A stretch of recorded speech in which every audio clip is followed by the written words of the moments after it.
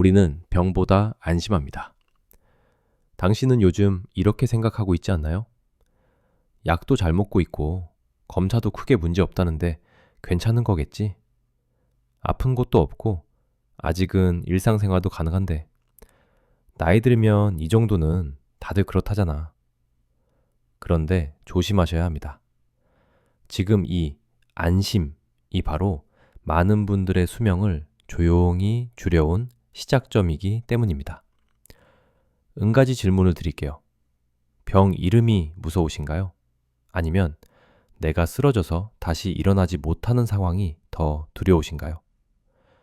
대부분의 55세 이상 분들은 이렇게 말씀하십니다. 병 자체보다 혼자 못 걷고 남 도움받아야 되는 게 더 무섭죠. 의사로서 수십 년 동안 수많은 환자를 지켜보며 확신하게 된 사실이 하나 있습니다. 사람의 수명을 줄이는 건 병 이름 그 자체가 아닙니다. 바로 그 병이 만들어내는 합병증입니다. 실제 통계를 하나 말씀드릴게요. 65세 이상에서 발생하는 심각한 장애와 조기 사망의 상당수는 새로운 병이 아니라 이미 알고 있던 병의 합병증에서 시작됩니다. 신장 기능 저하, 시력 손상, 신경마비, 심장 합병증. 이 중 상당수는 병은 관리 중이었는데 라는 말과 함께 찾아옵니다. 제가 진료실에서 가장 자주 듣는 말이 무엇인지 아세요? 의사 선생님, 저는 병이 그렇게 심한 줄 몰랐어요. 검사도 늘 비슷했고 크게 아픈 데도 없었거든요. 바로 이 지점이 가장 위험합니다. 합병증은 소리 없이 자랍니다. 통증으로 알려주지도 않고 갑자기 이름표를 달고 나타나지도 않습니다. 마치 벽 안쪽에서 천천히 금이 가는 것처럼 겉으로는 멀쩡해 보여도 안에서는 이미 구조가 약해지고 있습니다. 제가 진료했던 한 60대 남성 환자가 떠오릅니다. 그분은 늘 밝게 웃으며 이렇게 말하셨죠. 선생님, 저는 아직 운전도 하고 손주도 봐주고 괜찮습니다. 하지만 몇 달 뒤 갑작스러운 합병증으로 일상이 완전히 바뀌었습니다. 그분이 가장 힘들어했던 건 통증이 아니라 왜 아무도 미리 말해주지 않았을까 라는 후회였습니다. 합병증은 병이 심해져서 생기는 게 아닙니다. 대부분은 병이 조용히 관리되는 동안 시작됩니다. 수치가 조금씩 나빠지고 혈관이 서서히 굳어가고 신경과 장기가 아주 미세하게 손상될 때 몸은 아무 말도 하지 않습니다. 그래서 오늘 이 이야기를 꼭 드리고 싶었습니다. 이 영상은 당신을 겁주기 위해서가 아닙니다. 오히려 지금이 아직 늦지 않은 시점이라는 걸 알려드리기 위함입니다. 끝까지 보시면 왜 검사 수치만으로는 합병증을 막기 어려운지, 어떤 신호를 가장 먼저 의심해야 하는지, 그리고 많은 분들이 공통으로 저지르는 결정적인 실수까지 차분하게 하나씩 말씀드리겠습니다. 지금 느끼는 이 작은 불안이 앞으로의 10년, 20년을 지켜주는 시작점이 될 수 있습니다. 그럼 다음 이야기에서 합병증은 도대체 언제부터 시작되는지 조금 더 자세히 살펴보겠습니다. 합병증은 언제 시작될까? 당신은 이렇게 생각할 수 있습니다. 합병증은 병이 꽤 심해진 다음에 생기는 거 아니에요? 아직 수치도 그 정도는 아닌데요. 하지만 여기서 중요한 사실 하나를 꼭 말씀드려야 합니다. 합병증은 병이 심해질 때 시작되는 것이 아닙니다. 대부분은 병이 조용히 안정된 것처럼 보일 때 이미 시작됩니다. 의사로서 환자분들께 가장 설명하기 어려운 부분이 바로 이 지점입니다. 사람들은 눈에 보이는 수치, 차트에 적힌 정상 범위, 그리고 통증이 없다는 사실에 안심합니다. 하지만 몸은 그렇게 단순하지 않습니다. 병은 하나의 이름으로 불리지만 합병증은 여러 갈래의 작은 손상으로 시작됩니다. 혈관 안쪽 벽이 조금씩 거칠어지고 신경이 미세하게 둔해지고 장기가 받는 상소와 영양이 아주 조금씩 줄어듭니다. 이 과정은 너무 느리고 조용해서 몸도 사람도 쉽게 눈치채지 못합니다. 여기서 하나 의외의 이야기를 드릴게요. 많은 분들이 수치가 급격히 나빠질 때가 위험하다고 생각하지만 실제로는 수치가 오랫동안 그럭저럭 유지될 때 합병증 위험이 더 커지는 경우도 많습니다. 왜일까요? 그 상태가 오래 지속되면 몸은 손상을 참고 버티는 방향으로 적응하기 때문입니다. 이건 마치 이런 것과 비슷합니다. 집안에 작은 누수가 생겼는데 바닥이 젖지 않으니 괜찮다고 생각하는 것과 같습니다. 하지만 벽 안쪽에서는 나무가 썩고 철근이 약해지고 있습니다. 겉으로 드러났을 때는 이미 손으로 막기 어려운 상태가 됩니다. 제가 진료실에서 종종 마주치는 장면이 있습니다. 선생님, 몇 년째 거의 같은 수치였어요. 그 말은 안심의 근거처럼 들리지만 의사 입장에서는 오히려 긴장이 되는 순간입니다. 그 몇 년 동안 몸 안에서는 무슨 일이 있었을까를 함께 생각해야 하기 때문입니다. 또 하나 많은 분들이 놓치는 사실이 있습니다. 합병증은 한 번에 하나씩 오지 않습니다. 처음에는 아주 작은 기능 저하로 시작해 서로 영향을 주며 연결됩니다. 혈관 문제가 신경으로, 신경 문제가 장기로, 그 장기 문제가 다시 전신 상태로 이어집니다. 그래서 어느 날 갑자기 한꺼번에 여러 문제가 생긴 것 같다는 느낌을 받게 됩니다. 여기서 스스로에게 질문 하나를 던져보세요. 최근 몇 년간 괜찮다는 말만 반복하며 몸의 변화를 그냥 넘긴 적은 없으신가요? 조금 더 피곤해진 느낌, 회복이 느려진 하루, 사소한 불편함이 늘어난 일상. 이 모든 것이 합병증의 아주 초기 신호일 수 있습니다. 그래서 저는 늘 이렇게 말씀드립니다. 합병증을 막는 시작은 새로운 약이 아니라 몸을 보는 기준을 바꾸는 것이라고요. 다음 이야기에서는 괜찮다고 말하던 분이 어떻게 합병증을 처음 마주하게 되었는지 한 환자의 실제 이야기를 통해 조금 더 가까이 들여다보겠습니다. 괜찮다던 환자의 고백. 그분은 진료실 문을 열고 들어올 때도 늘 같은 표정이었습니다. 조금 피곤해 보이긴 했지만 스스로를 아직은 괜찮은 사람이라고 말하던 분이었죠. 나이는 60을 막 넘겼고 약은 빠짐없이 챙겨 드셨습니다. 정기검진도 거르지 않았고 검사 결과도 늘 관리 중이라는 말을 들었습니다. 그래서 더더욱 그날의 고백은 무겁게 다가왔습니다. 선생님, 제가 너무 안일했던 것 같아요. 처음 그분이 느낀 변화는 아주 사소했습니다. 아침에 일어날 때 몸이 예전보다 무겁다는 느낌. 계단을 오를 때 숨이 조금 더 차는 순간. 글씨가 잠깐 흐릿하게 보였다가 괜찮아지는 경험. 하지만 그분은 이렇게 남겼습니다. 나이 들면 다 그렇지. 여기서 중요한 포인트가 하나 있습니다. 합병증의 초기 신호는 대부분 익숙한 피로와 설명 가능한 불편함으로 나타납니다. 그래서 사람들은 쉽게 스스로를 설득합니다. 피곤해서 그렇다. 잠을 잘 못 자서 그런가 보다. 그분 역시 그랬습니다. 조금 쉬면 괜찮아졌고 며칠 지나면 잊어버릴 정도였기 때문에 굳이 병원에 이야기하지 않았습니다. 그런데 문제는 몸이 보내는 신호는 사라진 게 아니라 점점 기준이 낮아지고 있었던 것입니다. 어느 날 그분은 평소처럼 운전을 하다가 순간적으로 방향 감각이 흐려지는 경험을 합니다. 아주 짧은 순간이었지만 그때 처음으로 마음속에 이런 생각이 들었다고 했습니다. 이상하다. 예전 같지 않다. 검사를 다시 진행하면서 우리는 이미 진행 중이던 합병증을 확인하게 되었습니다.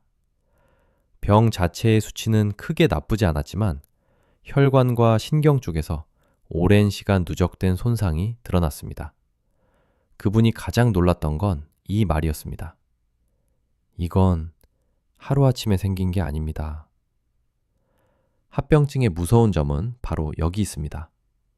오늘의 결과는 어제의 문제가 아니라 몇 년 전부터 쌓여온 선택의 결과라는 사실입니다. 그래서 진단을 받는 순간 사람들은 갑작스러운 배신감을 느낍니다. 나는 계속 관리하고 있었다고 생각했는데 그분이 제게 이렇게 물었습니다. 선생님, 그럼 도대체 언제부터 달랐던 건가요? 저는 잠시 생각한 뒤 이렇게 답했습니다. 아마도 몸의 변화를 처음 그냥 넘겼던 그때부터였을 겁니다. 이 이야기를 듣고 계신 당신께 꼭 드리고 싶은 말이 있습니다. 합병증은 아픈 사람에게만 오는 벌이 아닙니다. 오히려 열심히 관리한다고 믿었던 사람에게 더 큰 충격으로 찾아오는 경우가 많습니다. 지금 이 순간 당신의 하루를 한번 떠올려 보세요.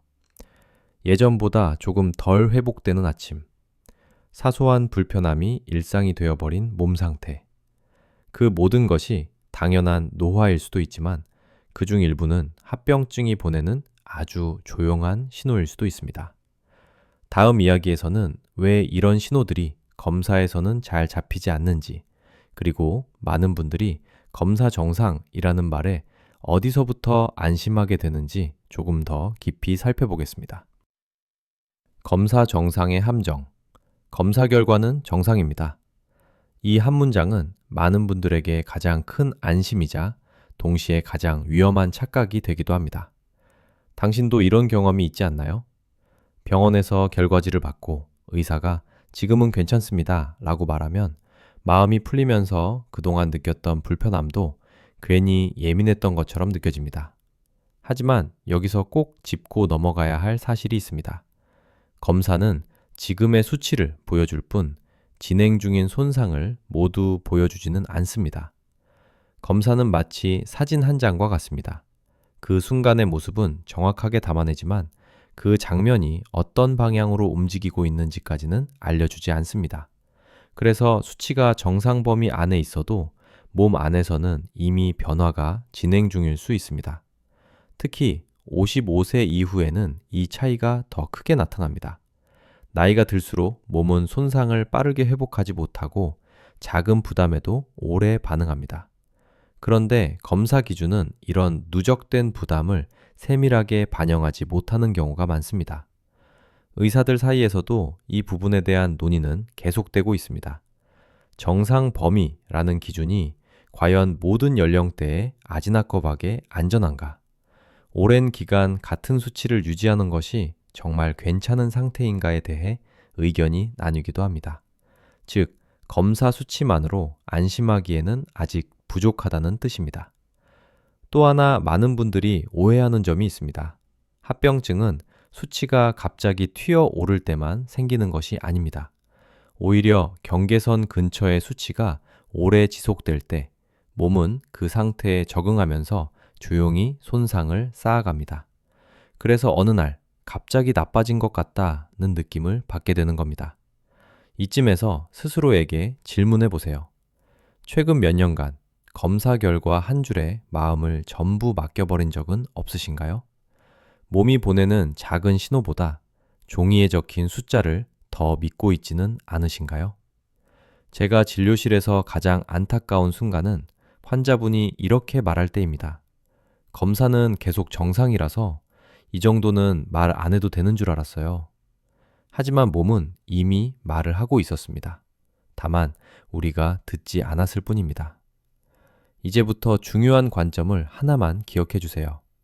검사는 참고 자료이지 몸의 모든 이야기를 대신해 주지는 않습니다. 합병증을 막는 첫걸음은 수치보다 당신의 일상과 감각을 다시 살피는 것입니다. 다음 이야기에서는 의사들이 진료 중 가장 긴장하게 되는 순간, 즉, 이제부터 조심해야 합니다 라고 마음속으로 생각하게 되는 지점이 언제인지 솔직하게 말씀드리겠습니다. 의사가 두려워하는 순간. 진료실에서 의사가 가장 긴장하는 순간은 언제일까요? 응급 상황일 것 같지만 꼭 그렇지는 않습니다. 오히려 환자가 차분하게 앉아 있고 검사도 크게 문제 없어 보일 때 의사는 마음속으로 더 조심스러워집니다. 왜냐하면 그때가 바로 합병증이 가장 교묘하게 숨어 있는 구간이기 때문입니다. 환자분들은 종종 이렇게 말씀하십니다. 선생님, 요즘은 그냥 좀 덜 회복되는 느낌이에요. 예전처럼 하루 자고 나면 개운하지가 않네요. 아프다기보단 뭔가 예전 같지 않아요. 이 말들은 병의 악화처럼 들리지 않습니다. 그래서 쉽게 지나치기 쉽습니다. 하지만 의사 입장에서는 이 표현들이 하나의 공통 신호로 겹쳐 보입니다. 기능의 여유가 줄어들고 있다는 신호입니다. 여기서 하나의 기본적인 사실을 말씀드릴게요. 몸은 위기가 오기 전까지 최대한 버티는 방향으로 작동합니다. 혈관이 조금 좁아져도, 신경 전달이 느려져도, 장기 기능이 떨어져도 당장 쓰러지지 않도록 여러 보조장치를 동원합니다. 이 보조장치가 바로 우리가 아직 괜찮다고 느끼게 만드는 이유입니다.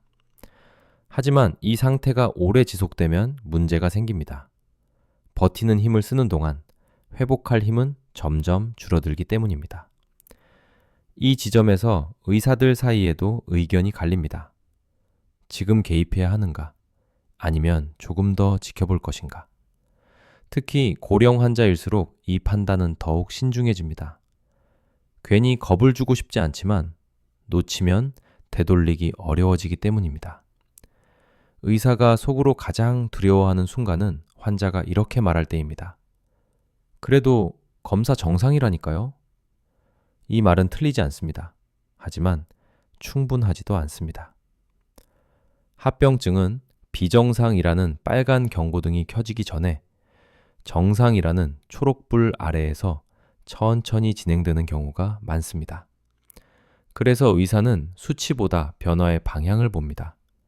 작은 변화가 같은 방향으로 반복되는지, 회복의 속도가 느려지고 있는지, 일상의 범위가 조금씩 줄어들고 있는지를 봅니다.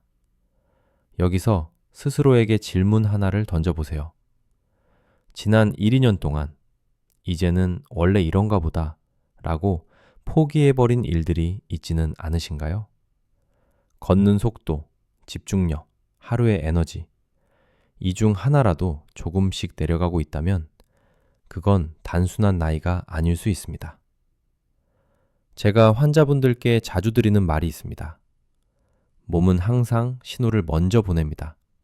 다만 그 신호가 크지 않을 뿐입니다. 합병증을 막는 가장 중요한 시점은 쓰러진 뒤가 아니라 아직 말로 설명하기 애매할 때입니다. 다음 이야기에서는 이런 미묘한 변화들이 어떤 경로를 통해 실제 합병증으로 이어지는지, 그리고 그 순서가 왜 비슷한지 차분히 풀어보겠습니다.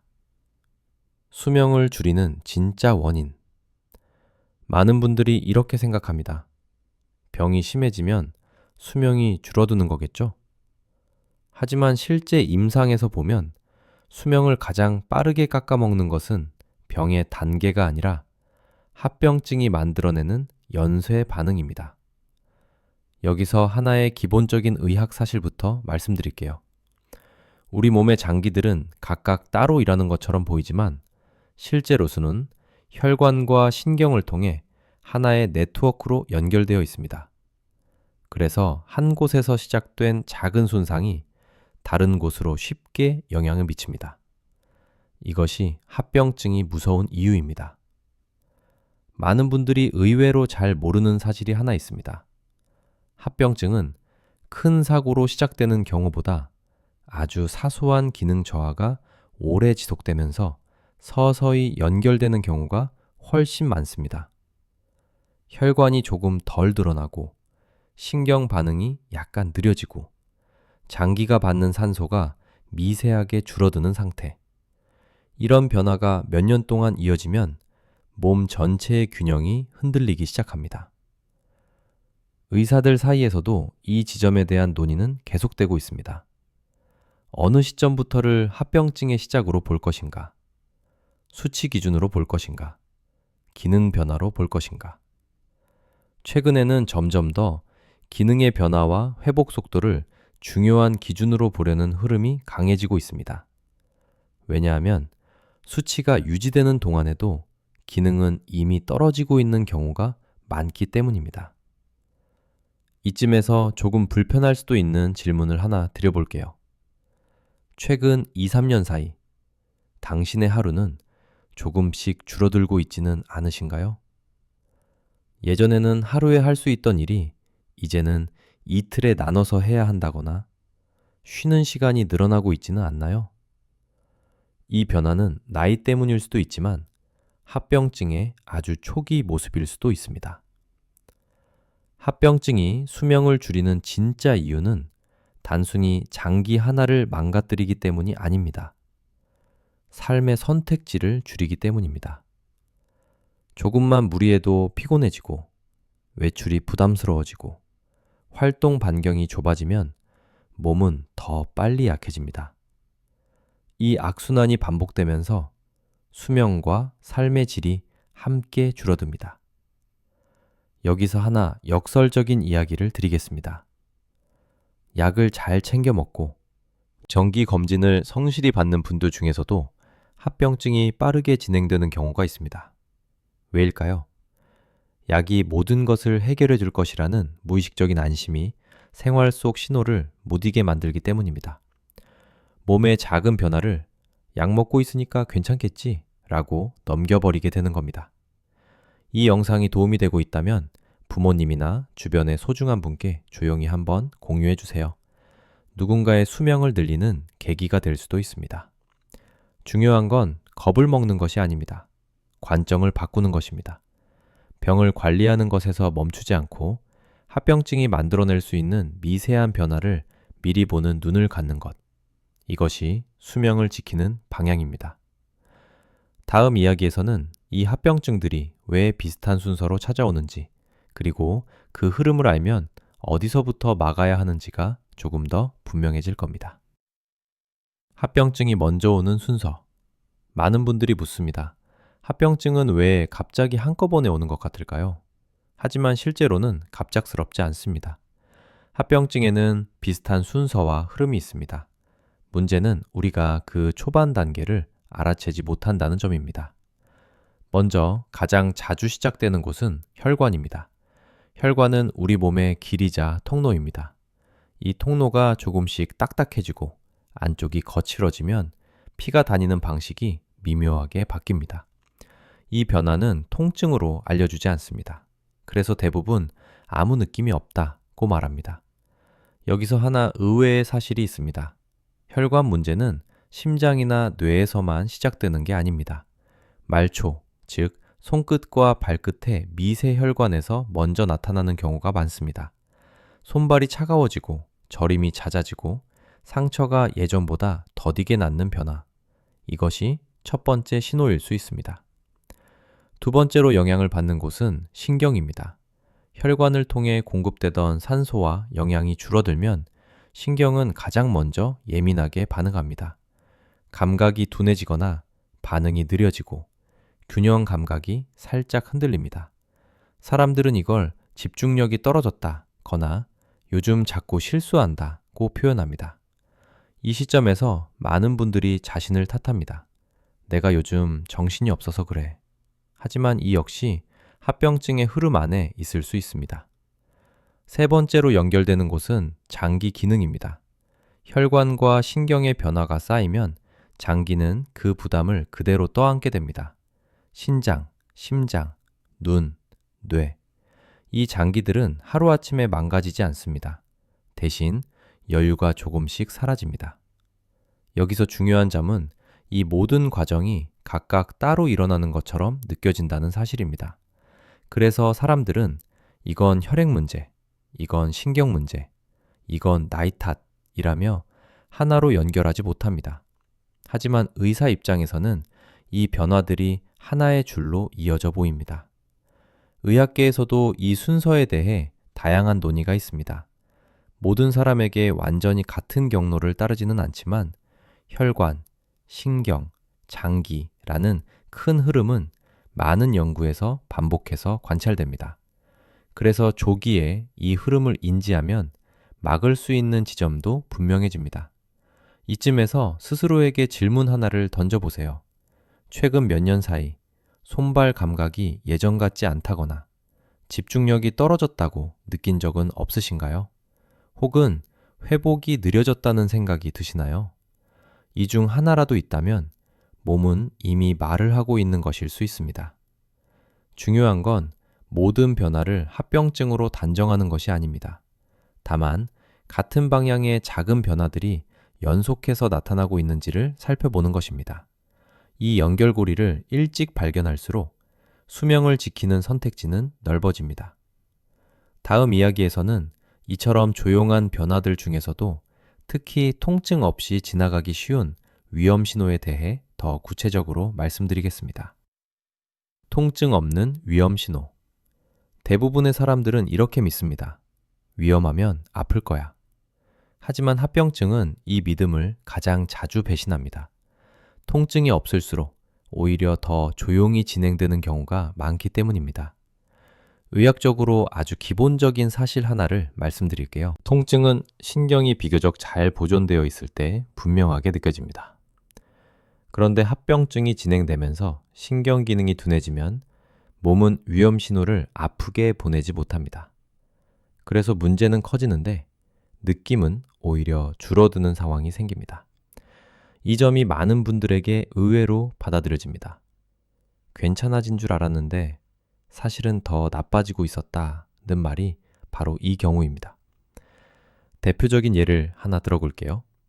손발 저림이 어느 순간부터 덜 느껴지기 시작합니다. 사람들은 안심합니다. 이제 좋아졌나 보다. 하지만 실제로는 신경이 둔해지면서 느끼지 못하게 된 것일 수 있습니다. 이런 경우 이미 신경 손상이 상당 부분 진행된 뒤인 경우도 적지 않습니다. 또 하나 자주 보게 되는 신호는 피로의 변화입니다. 단순히 피곤한 것이 아니라 쉬어도 회복되지 않는 느낌, 잠을 자도 개운하지 않고 아침에 일어나는 게 점점 부담스러워집니다. 이건 나이가 들어서만 나타나는 변화가 아닙니다. 장기들이 여유를 잃고 있다는 신호일 수 있습니다. 의사들 사이에서도 이런 무증상 진행에 대한 논의는 많습니다. 어디까지를 정상 노화로 볼 것인가? 어디부터를 병적 변화로 볼 것인가? 정답은 하나로 딱 떨어지지 않습니다. 그래서 더더욱 개인의 변화 속도와 방향을 중요하게 봅니다. 여기서 스스로에게 질문 하나를 던져보세요.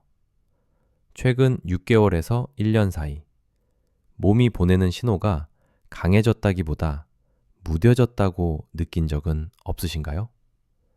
아픔이 줄어든 게 아니라 느낌 자체가 둔해진 건 아닐까요? 합병증이 무서운 이유는 우리를 겁주지 않기 때문입니다. 조용히 일상 속에 섞여 들어옵니다. 그래서 우리는 이 정도는 괜찮겠지 라고 스스로를 설득하게 됩니다. 이 영상이 여기까지 도움이 되고 있다면 잠시 멈추지 말고 끝까지 함께 해주세요. 앞으로 나오는 내용이 가장 실질적으로 도움이 될 수 있습니다. 다음 이야기에서는 이렇게 조용히 진행되는 합병증을 왜 약만으로는 막기 어려운지, 그리고 많은 분들이 어디에서부터 판단을 잘못하는지 솔직하게 말씀드리겠습니다. 약으로 막지 못하는 이유. 많은 분들이 이렇게 말씀하십니다. 약은 잘 먹고 있어요. 처방대로 빠짐없이 챙깁니다. 그 말이 사실이라면 정말 잘하고 계신 겁니다. 하지만 여기서 꼭 짚고 넘어가야 할 점이 있습니다. 약을 잘 먹는 것과 합병증을 막는 것은 완전히 같은 이야기가 아닙니다. 의학적으로 약은 특정 수치나 증상을 조절하는 도구입니다. 혈압을 낮추고 혈당을 안정시키고 염증 반응을 줄이는데 분명한 역할을 합니다. 하지만 합병증은 이 수치들만의 문제가 아닙니다. 여기서 하나 의외의 사실을 말씀드릴게요. 약이 수치를 안정시켜주는 동안에도 몸의 미세 순환과 회복 능력은 계속 떨어질 수 있습니다. 왜냐하면 약은 지금의 상태를 유지하는 데는 도움을 주지만 오랜 부담을 받은 조직을 회복시키는 데에는 한계가 있기 때문입니다. 이 점을 두고 의사들 사이에서도 다양한 의견이 있습니다. 약을 더 강하게 써야 하는가? 생활 요소를 더 먼저 봐야 하는가? 최근에는 점점 더 약, 볕, 생활 신호 관리를 함께 보자는 쪽으로 무게가 실리고 있습니다. 약만으로는 합병증의 모든 경로를 막기 어렵다는 경험이 쌓이고 있기 때문입니다. 많은 분들이 놓치는 부분이 하나 있습니다. 약을 먹기 시작하면 몸의 변화를 덜 예민하게 느끼게 된다는 점입니다. 약 먹고 있으니까 괜찮겠지? 이 생각이 작은 신호를 지나치게 만듭니다. 피로가 늘어도, 회복이 느려져도, 생활 반경이 줄어들어도 약이 있으니 괜찮다고 스스로를 설득합니다. 하지만 합병증은 바로 이 틈을 타서 자랍니다.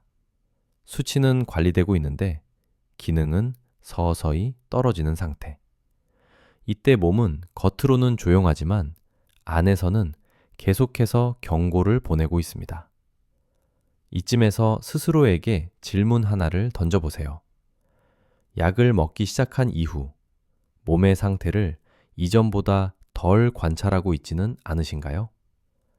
약이 당신 대신 몸을 책임져 주고 있다고 무의식적으로 믿고 있지는 않나요? 제가 환자분들께 자주 드리는 말이 있습니다.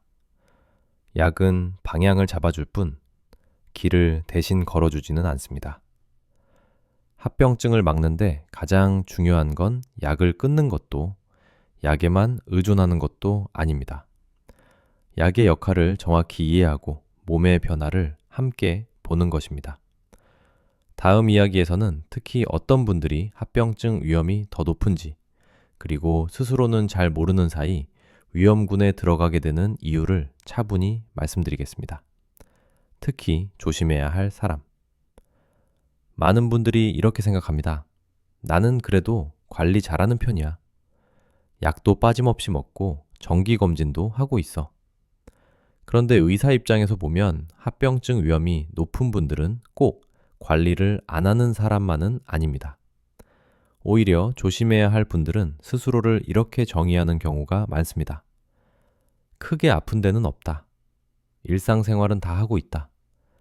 예전보다 좀 느려졌을 뿐이다. 여기서 하나의 기본적인 사실을 말씀드릴게요. 합병증 위험은 병의 이름보다 몸이 얼마나 오랫동안 버텨온 상태인가와 더 깊이 연결되어 있습니다. 즉, 조절된 상태가 오래 지속될수록 몸의 여유는 줄어들 수 있습니다. 특히 주의가 필요한 분들은 이런 특징을 가지고 있습니다. 첫째, 아침 회복이 느려진 분들입니다. 잠을 자도 개운하지 않고 하루를 시작하는데 시간이 더 걸립니다. 이건 단순한 피로가 아니라 몸의 회복 능력이 떨어지고 있다는 신호일 수 있습니다. 둘째, 생활 반경이 서서히 줄어든 분들입니다. 예전에는 하루에 할 수 있던 일을 이제는 나눠서 해야 하고 외출 전부터 피곤함을 계산하게 됩니다. 이 변화는 합병증이 삶의 선택지를 줄이고 있다는 초기 신호일 수 있습니다. 셋째, 괜찮다는 말을 자주 쓰는 분들입니다.